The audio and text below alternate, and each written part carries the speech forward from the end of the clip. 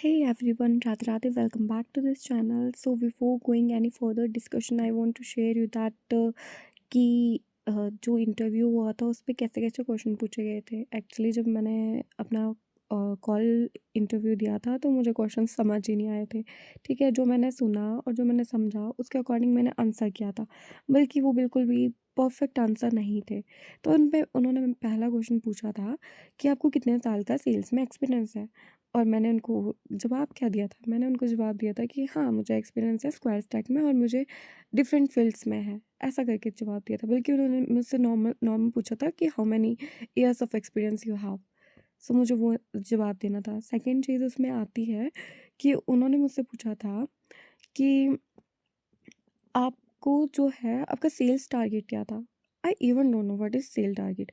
बल्कि उसमें हमें बताना चाहिए था कि आपका हमारा सेल्स टारगेट क्या था, कि हमें जो था डिटेल्स कैप्चर करनी होती थी और मैक्सिमम डेमो बुक करने होते थे। सो मुझे रिमेंबर नहीं आ रहा था कि स्क्वायर स्टैक में मैंने क्या सीखा आज तक और मैंने क्या किया है। तो ये चीज़ें जब आपसे पूछी जाएगी, सो अगर आप एक्सपीरियंस्ड हो so you can say this things कि हाँ, आपको डेमो बुक करने थे मैक्सिमम से मैक्सिमम। उसके बाद आपको एक क्वेश्चन और पूछा गया था जो कि मुझे पूछा गया था, ये आपसे भी पूछा जा सकता है कि आपने जो है किस मिशंस में काम किया था, if you already worked in Square Stack और some other platform as a telecaller और something else as a sales experience. Okay, so your answer will be, क्या होना चाहिए आपका आंसर?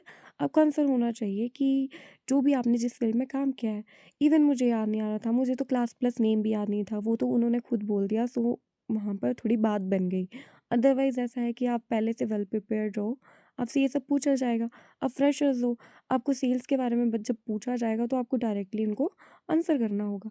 आप इतने कॉन्फिडेंट होके आंसर करो कि सामने वाला आपको सिलेक्ट करे ही करे कि आप कर सकते हो, you can do it and you want to achieve something in your life and you are able to do it.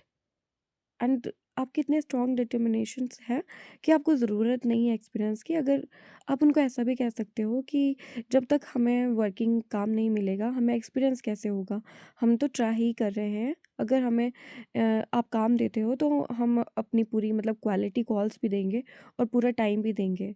ठीक है, अब एक कॉल पे जो है उनको एक बोलते हैं ना, सिंपैथाइज कर सकते हो ये सब बोल के कि हाँ, आप उनको एक ट्रस्ट दिला सकते हो, ट्रस्ट बिल्डअप कर सकते हो।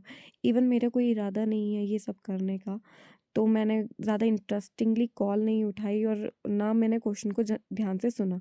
सो मेन काम क्या रहेगा आपका, मेन पर्पस क्या रहेगा, क्वेश्चन को ध्यान से सुनो। अगर आपको नहीं समझ आ रहा है तो आप बोल सकते हो can you please repeat the question. ठीक है, वो रिपीट कर देंगे आपके लिए। सो आप ज़रा सी बात मिस करते हो तो आप मेरी तरह मूर्खों की तरह जवाब दोगे, ठीक है, जो मैंने जवाब दिए हैं। पर इट्स ओके, ठीक है। अगर सिलेक्शन जिसका हो रहा है उसके लिए बहुत-बहुत कांग्रेचुलेशंस, मैं तो यही चाहती हूँ। और इन इन इंटरव्यू कॉल्स को आपको शेयर करने का मोटिव क्या है? सो आपने मुझे नहीं देखना है, ठीक है? आप सिर्फ़ एक एक्सपीरियंस ले सकते हो इंटरव्यू कॉल के थ्रू कि इंटरव्यू पे क्या-क्या पूछा जा सकता है आपको।